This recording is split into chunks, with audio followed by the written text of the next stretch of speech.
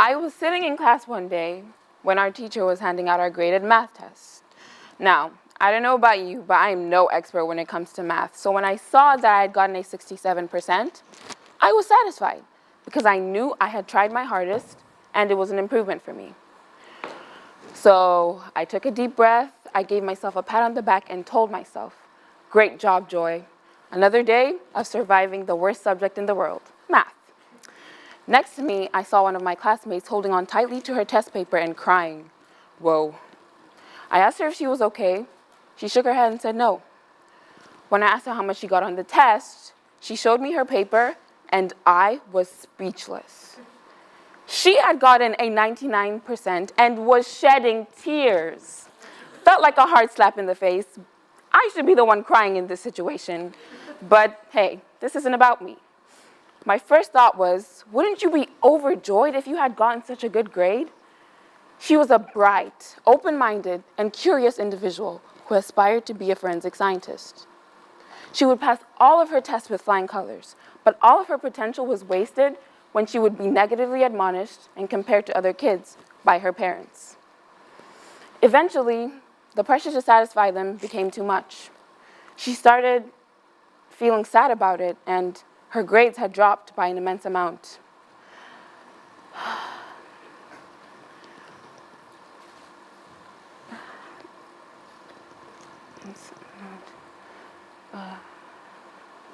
The fun-loving, lively girl I once knew, with time, became always tired and in a low mood.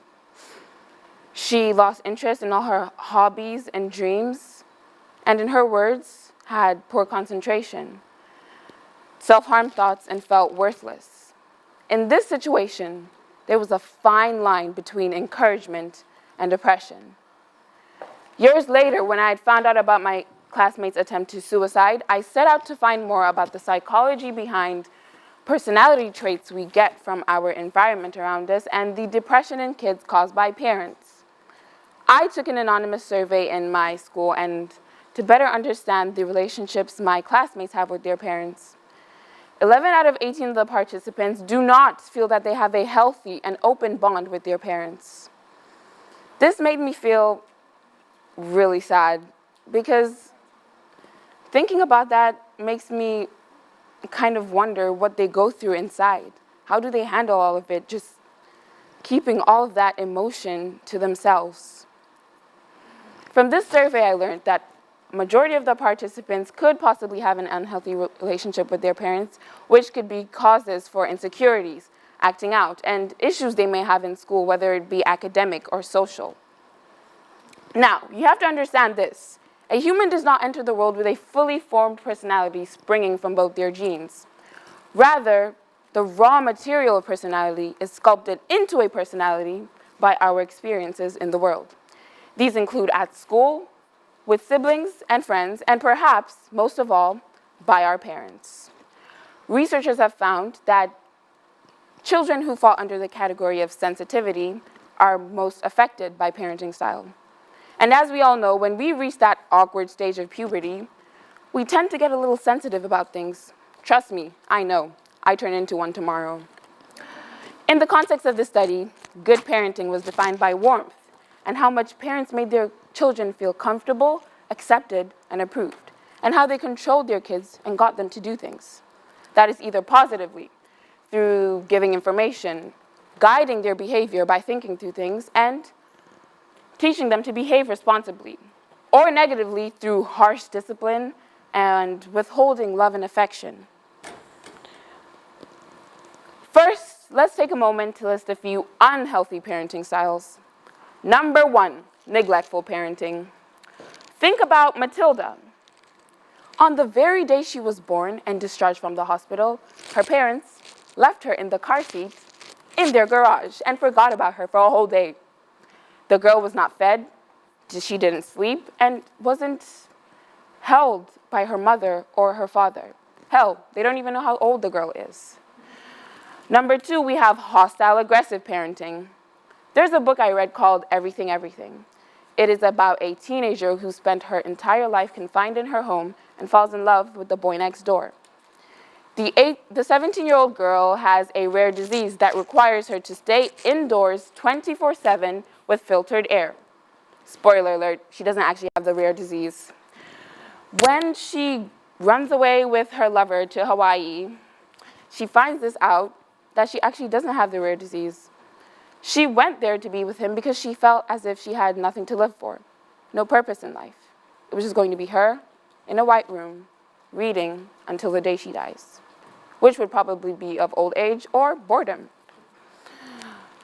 When she was in the emergency room and she found out that she was not sick because her immune system was not used to the world outside because she's never been outside, she was confused. Now, you might be confused too. Well, here's the reason. Her mom lost her husband and son in a tragic car accident and wanted to protect her child from the outside world. So she abused her career status as a doctor and diagnosed her with this rare disease. But imagine 17 whole years of your life being stripped away because your mom is trying to protect you. Sure, parents want to protect us at all times. It's all we want for our children. But this is unhealthy because you are not allowing your child to experience the freedom to learn things by themselves and learn that sometimes you're going to be out there and without your parents and you have to learn how to do things properly. And finally, we have authoritarian parenting. In the movie Brave, Merida's mother, Queen Eleanor, has an authoritarian parenting style. In the beginning, she makes all the decisions for her daughter, with no questions asked whatsoever. Eventually, Merida rebels against her, and she's like, hey, I don't like you, and I'm going to turn you into a bear. So the presented unhealthy parenting styles that have been given can lead to unhealthy behavior such as anxiety, depression, and self-harm, or externalized through aggression and delinquency, which relates to like crime and law. Stay in school, kids. You need to know these words.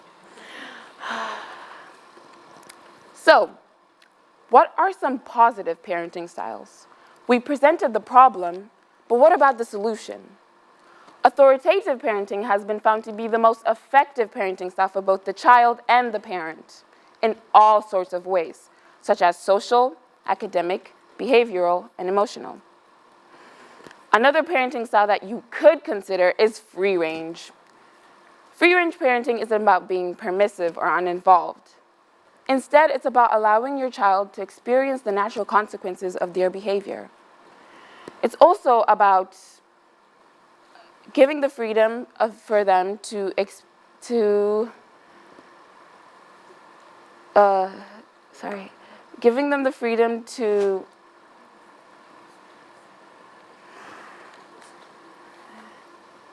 freedom to learn skills that they need in order to become a responsible adult.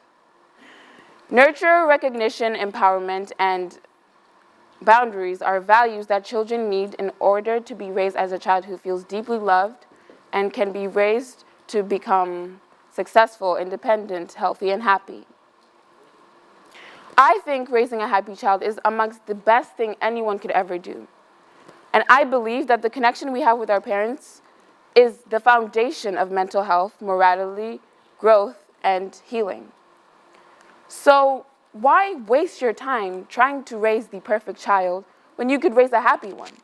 If there's one thing we can learn from kids is that they know what true happiness is. Kids know how to have real fun, the kind of fun that is endless. So we should prioritize mental health from a young age, and parents should, as an alternative, set up structures for proper behavior and things such as social, language, and decision-making skills. They should also give them a sense of self-worth. Creating a safe, positive, and healthy environment for a child and slowly adopting a good parenting style can cause a ripple effect in which can level up our community. Thank you.